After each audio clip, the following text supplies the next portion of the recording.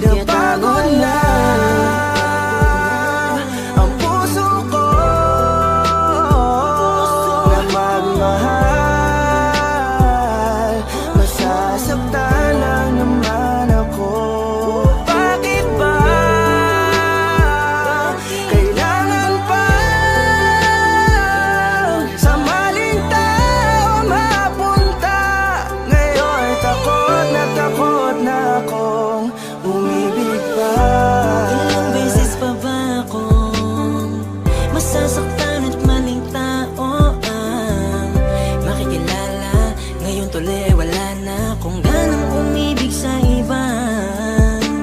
Ngayon ay natatakot na ang puso na laging talunan. Pagod nang umasa na kahit na minsan lang sana